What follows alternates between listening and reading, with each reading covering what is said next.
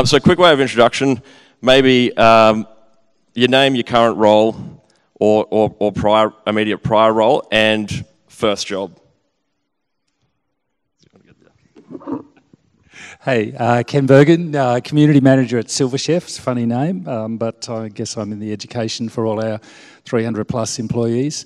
What was the first job? Yeah, it was cooking at a youth camp, which was near where I lived, outskirts of Sydney, and 50 cents an hour. It was a church camp. They knew how to get good value. That was a while ago, but yeah, I learnt to be fearless around crowds of people in the kitchen. I'm the National Food Manager with Coles Hotels at the moment. We've got about 89 hotels around Australia, about 2,100 employees, I think. My first job, obviously, an apprentice chef, and I think I was earning $56 a week, actually, Ken, so a little bit more. My name's Paul Rifkin, and I'm a consultant chef at Chef Paul Rifkin. And what I specialise in is mentoring executive chefs so that they can better manage their people and better manage costs and everything else. But previously to that, 8 weeks ago, I left a job as executive chef of Campbelltown Catholic Club, where I'd been for 17 years. And during that period of time, I had been responsible for building 8 new restaurants, a hotel, the convention centre, and we ended up with 13,000 meals a week and a whole bunch of staff. So it was very exciting. Yeah, so did you discover that Catholics really like chicken parmies? Why is the Catholic Club just this massive institution there?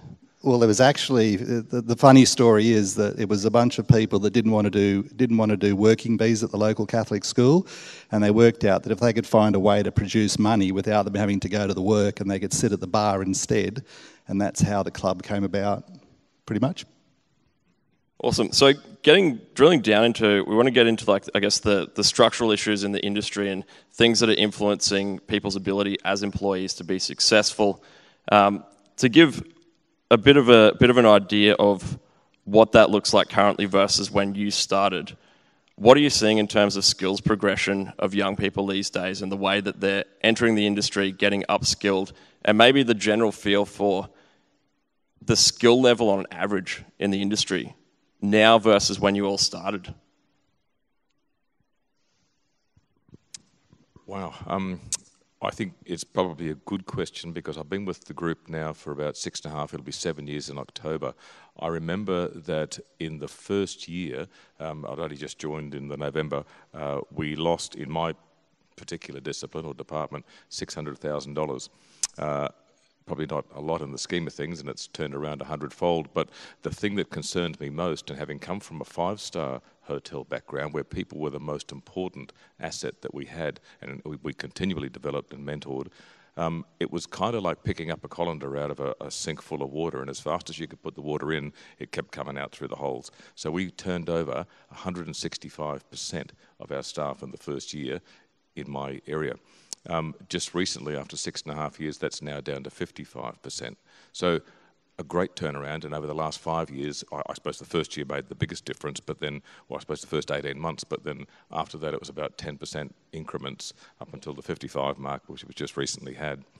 How we did that, I think it's basically looking at the glass ceiling, and Paul and I were just bouncing a few balls outside before about that, and in our game, because once they get to a certain level, there was nobody else to mentor them, there was nobody else to fill the gaps, there was no one to say, well, hey, I can make your job easier, you can be more productive and become the business unit manager that you set out to become when you first joined the company. So filling those gaps, getting the succession plan right, probably took, I think, at least 18 months, but now when we reap the benefits of that, and the last 2 positions that we had available, we made 6 moves within the group to fill 2 head chef positions and employed 2 apprentices.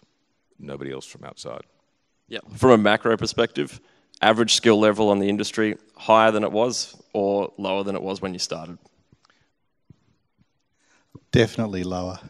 So what's happened over the last probably 5 or 6 years is that government's decided that it's better to get qualified chefs at a higher pace than what was before.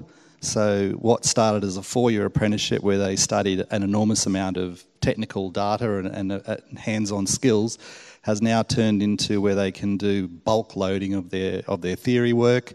Then they can do a quick and sort of early termination. I was mentoring a young apprentice the other night. She's 2 years and 1 month into an apprenticeship, and she will be qualified in a month. Now, that to me is absolutely ridiculous. And if government thinks that's how they solve a skills crisis, then they're completely misled. So what's the narrative there for the government? They have some KPIs they want to meet, so they want to push people through to prove numbers. Is that the feel? But there's also the pressure from the industry, because it was endlessly impatient. I mean, oh my God, 4 years, why can't we have them quicker? Why do we have to release apprentices on 1 day a week? It's just like, we caused that too, and government sort of responding to that sort of thing. Yeah. Awesome. So in terms of like actually measuring what a successful workforce is, or if we start by figuring out what those elements are, you touched on some of them that have increased retention, but what would you see for solving issues like the skills gaps? Hospitality has a typical very high rate of turnover of staff, and a lot of people have a short, sort of narrow view of where the industry can take them. What do you see as like the absolute crucial elements that have to be in place in the workplace to get someone to want to stay in a role and want to keep moving forwards and developing their skills?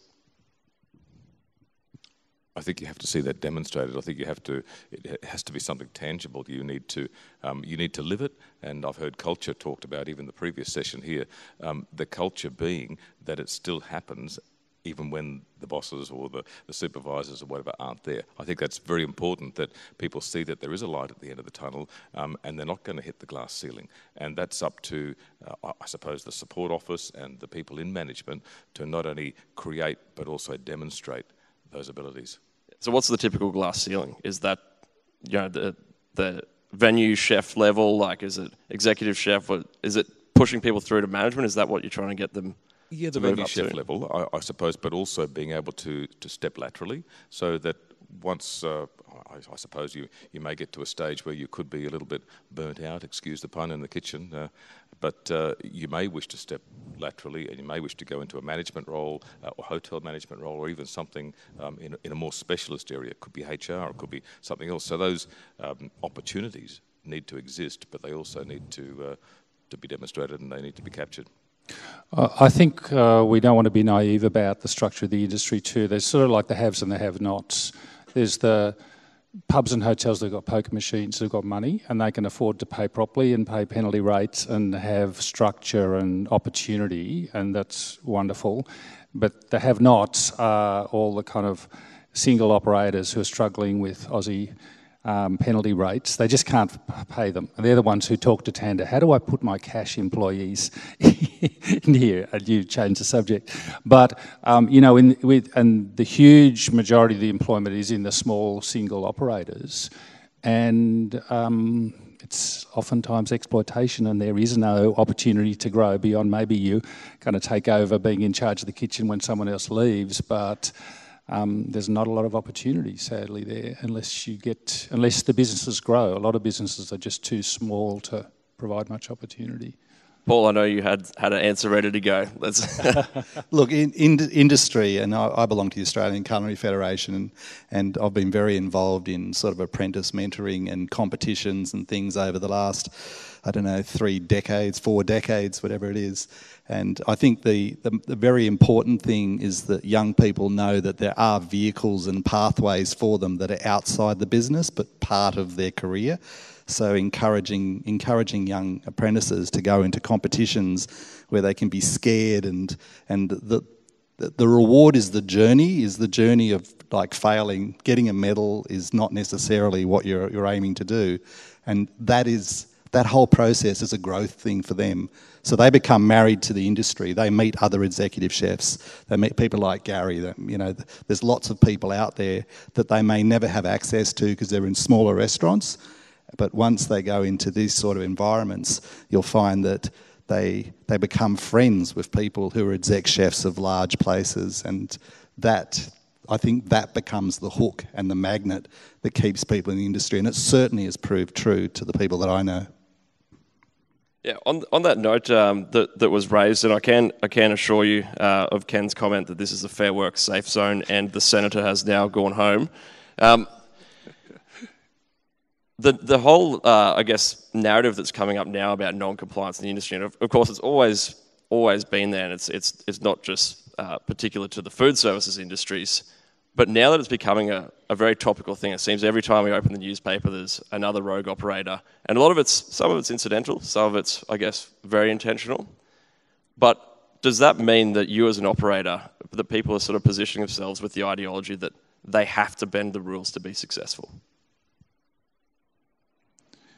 Well, I mean, the word agile was used before, gets thrown around a bit. I guess people have to be, very quick and watching their costs all the time. But sadly, and this is a bit of a surprise to me sometimes. I mean, talking to two experienced chefs here, but you're not big tough blokes, but maybe you were one stage. But a lot of chefs, he's got a bikie jacket on. Yeah. A lot of times we sort of imagine chefs, as people you don't want to pick an argument with, but. Okay, guys, well, why are you being so exploited? Why are you being expected to work 60 hours and never paid overtime? And, oh, by the way, you were casual. There's no holidays and all that sort of thing. I sort of don't get it. So I'm not sure if I'm quite answering the question, but it's, it's got to be, good structures, but also more assertiveness amongst the workforce, I think.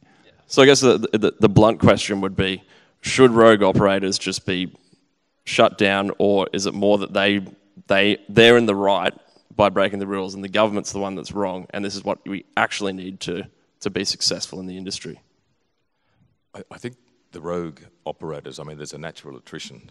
You'll see, or you've just got to read the papers to see that the food service landscape now is changing and has changed. I mean, if you gave me a franchise tomorrow, I'm sorry, and I hope the Senate's gone home, I'd sell it. Purely because there's another layer of somebody raking or gouging the profits out of my hard work. When I say that, some of the rogue operators, and I've worked for several overseas, perhaps, and the Gordon Ramsays and the Roman... I'm glad we just got controversial, because this room is full of franchisees. Great. Well, I mean, those guys, yes, I did work 80 hours a week. And I suppose back then I weighed 62 kilos, I smoked a packet of cigarettes, and yes, I have given all that away, and now I do run half marathons. But at the time, I remember asking my head chef that, look, I hadn't had a day off for 3 weeks, and next time he writes the roster, could he possibly see his way clear to organising something for me to get a bit of R&R? To give you a late start. Yes, and with a very thin lip, he took off his glasses and looked at me and said, "What's the matter? Don't you like to cook?" And with a lump on my throat, I went back to work.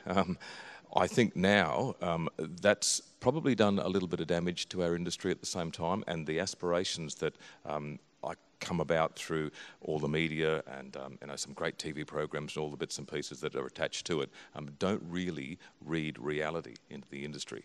Now, this generation and the 18s to 25s and the emerging head chefs and the leaders of our industry want mentors like the people sitting here, and I have the greatest respect for a lot of my colleagues in the industry, but also with respect for the people that work with them. And I think that's the key to deliver. Mentoring. And with respect, Ken, and not, I mean, sure, you need to be pushed to your limits. I think you need to find your boundaries. I think you need to go beyond them to really expose the identity of the employee, or at least your own skills, and that can be done through competition work, as Paul mentioned before. And I think you'll find that when you do push yourself to the limits, and I've competed in a few Olympics overseas as well, where we worked 20 hours a day, 7 days a week. We slept for 2, we ate and showered for the other 2. But wow, what a high, what a feeling, what a euphoria when you actually take away the medal and you achieved what you thought was beyond your boundaries and your own limitations, to be able to hang your hat on that. So that's what the industry can do. Yeah, look, one of the biggest holes, I think, is that there's so many chefs out there that feel that they have to be present. That seems to be the word. And they come in early and they stay all day, and then they have to leave late, and then to make it so that they're part of the fresh produce, they go to the markets, they go to all these things, and they're talking 100 hours a week. Now, I challenge them that they're productive or that they're able to manage their teams, because then their teams believe that they have to do that too. And I've received like hundreds and thousands of complaints over the decades from apprentices and young chefs, and then I've taken them on, and then they work for me and they go, oh, I've only got to do this many hours. And yes, as Ken has alluded to clubs, and I spent 17 years in clubs, but I spent a previous 23 years in fine dining and other restaurants, and I can hand on heart say I have never worked 80 hours a week in my life. I told people straight up front, I'm happy to give you 40 to 50 hours. After that, I get tired. When I'm tired, I can't be productive. When I'm not productive, I can't make you any money. And I've hardly gone for any job interviews in my life. And I think chefs in leadership have to learn to negotiate. They have to be confident in their own skills and confident in their own teams to be able to say, I'm going home now and I trust you. And it is, yes, the culture is what keeps it going.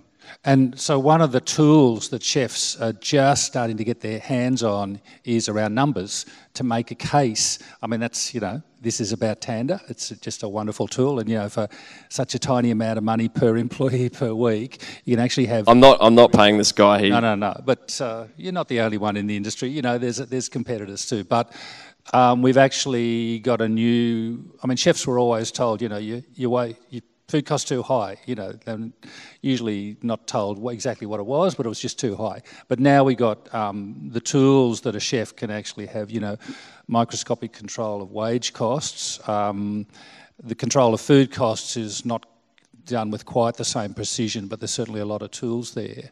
And so you said about chefs need to negotiate. I think, certainly around wages, we can actually prove that we're doing a good job with roster costs, or maybe it's in our face when we're not. That's a big advance. Awesome. To get into some actual practical day of operations stuff, because there's a lot of people in here who are general managers, chefs, franchisees. Mentoring and that concept of mentorship. So you're always told sort of through school and through university or training that this is a really important thing. You need to go and find a mentor, and they're going to pull you up through the ranks. But to conceptualize what that looks like and how you would go about getting one, I think people might have a perception that you go and ask someone, you should be my mentor kind of thing. What does that actually look like? And could you give some examples of how you came to know someone you've mentored, or perhaps your mentor yourself? I was lucky enough during my apprenticeship many years ago to have some great mentors, and not only our head chef or our executive chef, but a lot of the other guys in the kitchen, mostly Europeans back then. I think we had 16 apprentices, and all the Europeans were between 40 and 50 years of age. But they took the time. If you made the time to help them to make their job a little bit easier, and look at making a cup of tea in the morning or getting things set up, just demonstrating how keen, enthusiastic you were, then they definitely made the time to mentor you through any of your difficult situations, whether they be personal, whether they be professional or whatever, because of that trust element as well. And I think now, for me in the industry, I really enjoy, my greatest sense of achievement now is being able to mentor other people through those same processes and through that development and growing phase. So when apprentices now, or even go through the ranks and turn out to be sous chefs and head chefs, or even hotel managers for that matter. And I mentioned before about filling a couple of roles just recently, making 6 moves and having to only employ 2 apprentices. I think that's when you know that your culture, your structure, your succession planning, and your mentoring is working for you. Yeah, look, I've always sort of aligned myself through chef associations since the 80s, and so I've always been lucky enough to be with people that are sort of where I want to be. And I was always taught that. I read the old books, Covey and Highly Effective People, all those sorts of things. And, find someone who's where you want to be, ask them how they got there and can they give you a leg up, and will they let you make a conversation every so often. And definitely that's what's happened to me, in that I've got apprentices, I've got chefs that ring me on a regular basis and have done for decades, various people. I moved up here from Sydney 8 weeks ago, and I had a phone call through LinkedIn, a LinkedIn content from someone who was up in Brisbane and wanted to come down, meet me down here, and wanted me to give him a mentor session. And he was an executive chef, and he was just struggling with a few issues. And from that, I realised there's a huge hole here. And so how did he find a mentor? Well, he just reached out. I mean, sometimes it's as simple as that, and most people do not ever do that because they don't have that confidence to do it, and that's a big problem in itself. All right, on the practical sort of day of operations level, with management structures and accountabilities of the front of house, back of house split, what do you see being the best thing? I mean, I first heard the term from a chef was, too many chiefs, not enough Indians kind of situation. What roles should be in place and what direct accountabilities should each person have? Maybe some examples from what Coles have at their hotels.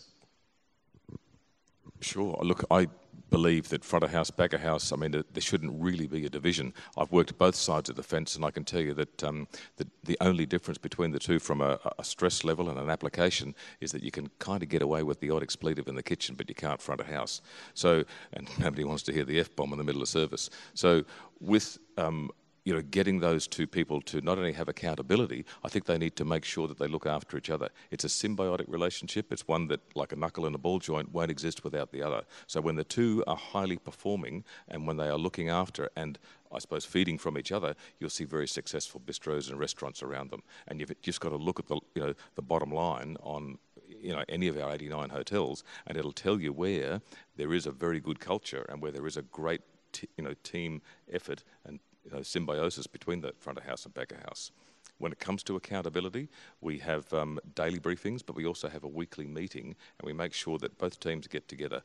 Two things that we do that I believe make a difference is that we have a spare chair at the table, and whenever there's a little bit of a heated moment or a robust debate, we like to call them, we refer to the person in the empty chair as the customer. What would the customer say about that? How does this benefit the customer? It might be good for you and not so good for the other, but what does the customer think? So that's one way that we kind of refer or rechannel the energy and the direction of the meeting. The other way is that we also ask people to bring along a best practice. What did you learn last week? What did you change? What did you do last week that made a difference? And everybody has to have the accountability to bring something, just one thing, along to the meeting each week, and we share that. So it also brings a great dynamic to the team as well, not only from an expectation, but also that working together and that symbiosis. Yeah. So what are the chefs at your venues? What are they measured on? So they have a feedback mechanism. It comes in. Cost of goods sold, sales. What are the sort of actual ratios that you would sit at a head office level and hand back to those venues? Support office, we call it, Phil. Head office is too grandiose. That's an ivory tower. It might be a franchising term. Sorry. There you go. So it's more. I think when it comes to that accountability, yes, there's the KPIs. There's all the metrics. We talk about cost of goods, food cost. We talk about wages and all the rest of the gear. But we also have a mechanism on our share drives or our websites called Tell Your Hotels. And Tell Your Hotels is the direct line to the customer. The customers can actually go in there anonymously or they can identify themselves as well, but they'll tell us whether we're doing a good job or a bad job. And we can also see that not only by our increase in footfall or our increase in, let's say, monthly or yearly, year-on-year sales, but we get the direct feedback that, if our steak wasn't good, it was at 6 o'clock on that Saturday night on that day, and we can then zero in or target a particular problem and fix it. Yeah, from a cause and effect perspective, do you find that if you were to go and look at the financials and then go and find the true story behind and get on the ground in those venues, is there a relationship between sort of staff morale, skills, those things to the end? Absolutely. Integral. I can tell you now that all the hotels that are in the black generally have a pretty good culture, and it normally, the old Chinese proverb, the fish rots from the head first, that's where it cascades down. So if that dynamic, if that environment is not only conducive to profitability, but also having a bit of fun. Hard work and fun kind of go hand in hand, and that's where it makes the difference. I can then look down the list and see the hotels with the figures in brackets that are red on the bottom line, and I can tell you that the hotel manager might go home at 5 o'clock or have the weekends off, or does not treat his staff with respect, and probably doesn't enjoy the same culture as the profitable ones do. Yeah. Paul, how are you measuring success in your workforces? What sort of, I guess, feedback mechanisms? Was there KPIs? Was there figures or gut instinct? Well, I was fairly, it's more gut instinct, because I was very fortunate in that out of 150 staff, everybody worked for me. So that was front of house, back of house. So I was like the conduit for everything. So my typical workday would just be a wanderer. I just walk around. I just go from place to place, through the restaurants, through the convention centre, through the hotel, and I'm just looking for incidents, and then looking for how I can very quickly change people. And if I can see that the restaurant manager is panicking because the head chef in that restaurant has said to him, we've got a 45-minute wait. And I've gone, so have you just accepted that that's a 45-minute wait? And he goes, well, that's what the chef said. And I said, well, let's go and have a look at the dockets and let's make a determination ourselves. You then will make that determination and tell the customer what you think it should be, not what the chef says. So acknowledge the chef, and then at the end of the night, we'll have a meeting about that, and we'll decide how do we come to that conclusion. Because a lot of the problem between front and back of house is that they're both on two different agendas. The front of house have customers coming in that want orders taken, and they want to push the orders through quickly. The chefs complain because all the orders come through all at once, and then they try and push them all out and try and be little smart asses and push them out as fast as they can if they can, and then create a bottleneck on the pass, and then that creates a further problem in that customers are now getting cold food. So it's how do you manage that? And it comes down to the manager.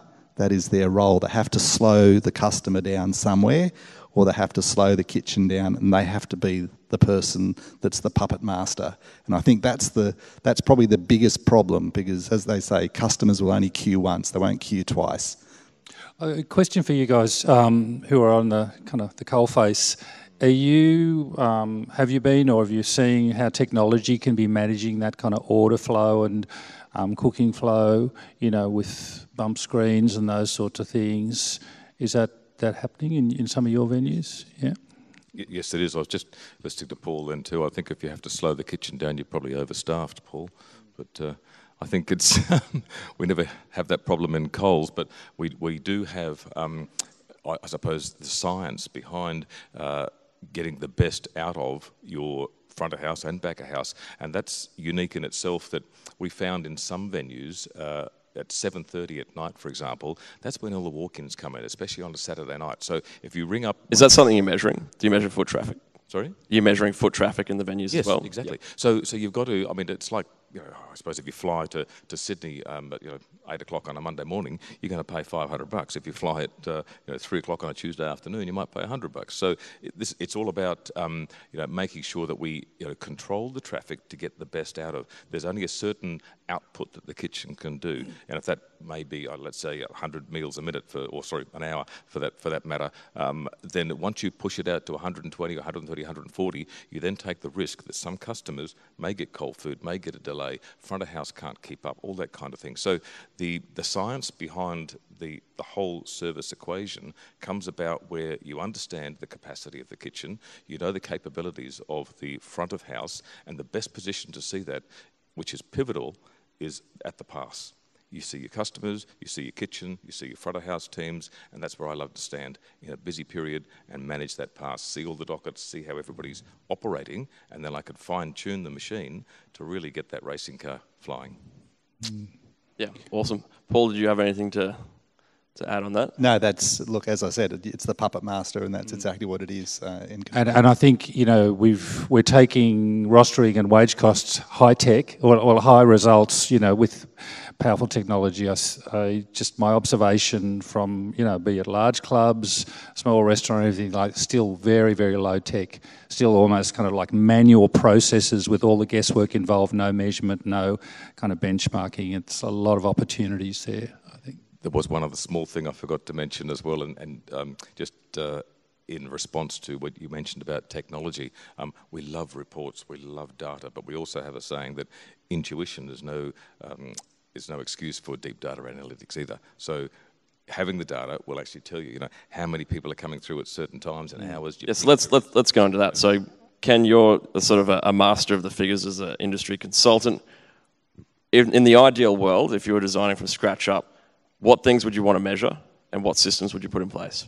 Well, obviously you've got employment costs and food costs, but the per head spend to me is a critically important one, which is often poorly measured, and I like to measure all those extras, to see that people are being sold dessert when they really want one, or the second coffee and all those kind of things.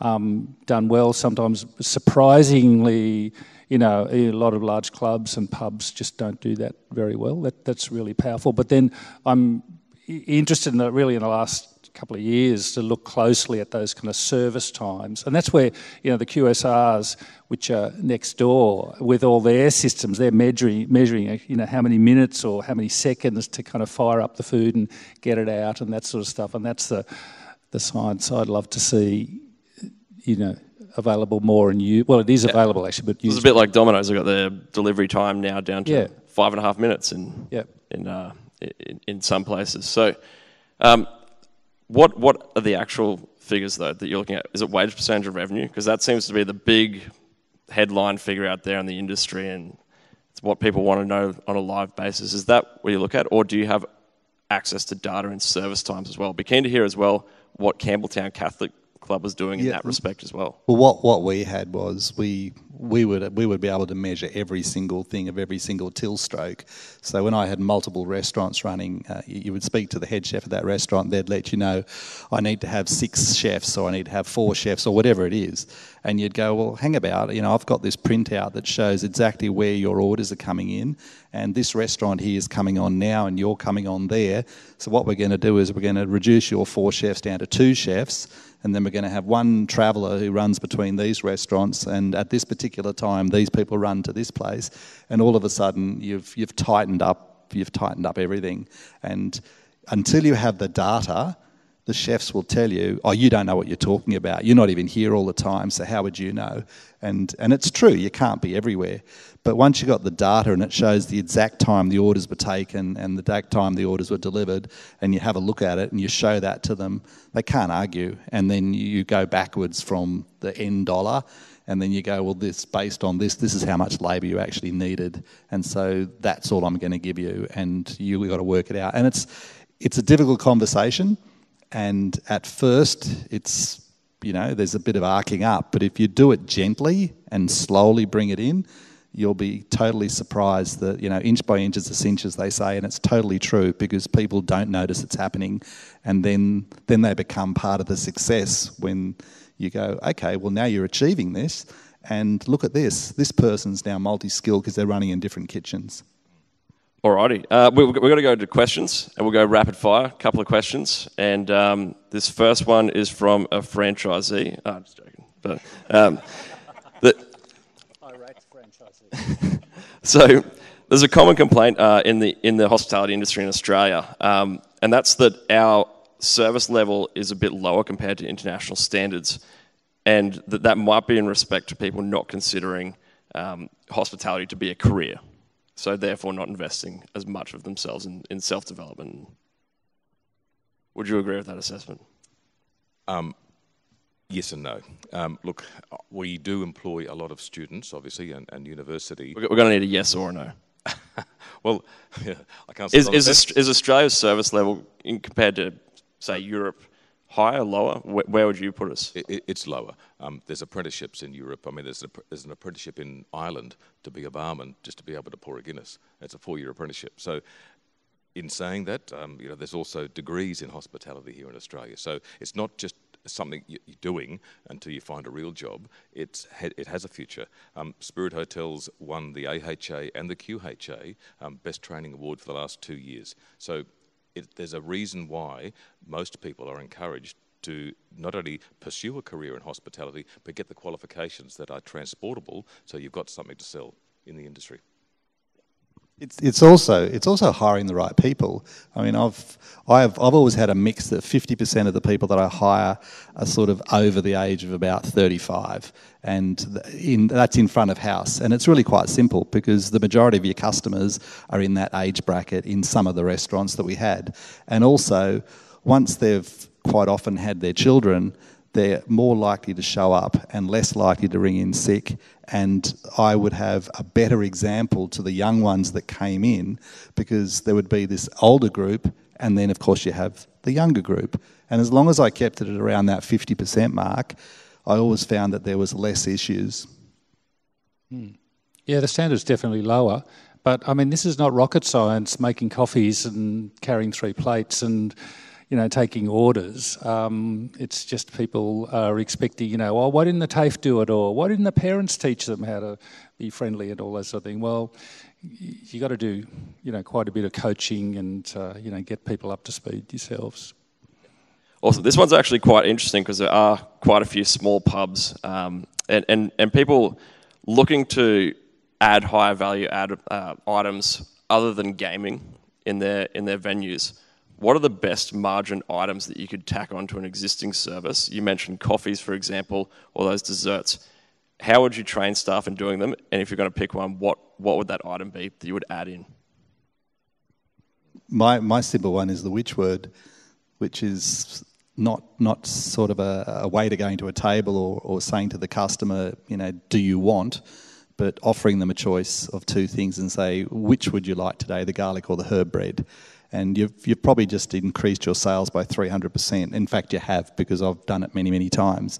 And it's the same with any other thing. It's not saying to them, do you want a salad today? It's which would you prefer, the Caesar salad or the Greek salad? And it's applying that. And the biggest thing that people don't sell in Australia, and yet everybody wants, is desserts. I mean, my wife never wants dessert. When I get the dessert menu, I say to the waiter, I'll have the whole dessert menu. And they look at me like I got 3 heads. She looks at me and goes like he's being serious. He likes to see everything. And she eats 50% of the whole lot. But she didn't want dessert. So just as operators, you have to know that you can sell it. You just have to work out a way of saying, which would you like for dessert tonight? Everyone wants dessert. Everybody wants dessert, and it's the easiest way to make money. And look, Aussies are not, I'm an Aussie, we're not born with the sales gene. We have to coach people and teach them little simple scripts and all those sorts of things, and then it just happens automatically. I think if I can amend myself with some of the franchisees in the room, a very famous franchisee saying was, would you like fries with that? But we also do a lot of it in the hotels. We have a buy-get scenario, so that if you've bought this main course or if you've spent that money, you get this at a better price. So those are the add-ons. They're always at point of sale, so it could be, I don't know, a share plate for $5. It could be add a dessert for $5, add a side, anything else. But it's a buy-get scenario where that way people feel they've got a better buy or a better value by adding something to the meal. So you use a bit of technology for that suggestion too. The script pops up, does it, or is it on a screen? Yes, we've got prompters on all the tills. You won't get out of that too easy, Ken. Good, I like it. Awesome. All right, well, Ken, Gary, Paul, thank you very much for joining. We've got to wrap it up there, and I believe there's another session in this room now before lunchtime. Great questions. Thank you, Phil. Thank you. Thanks. Thank you to our panelists for that discussion. So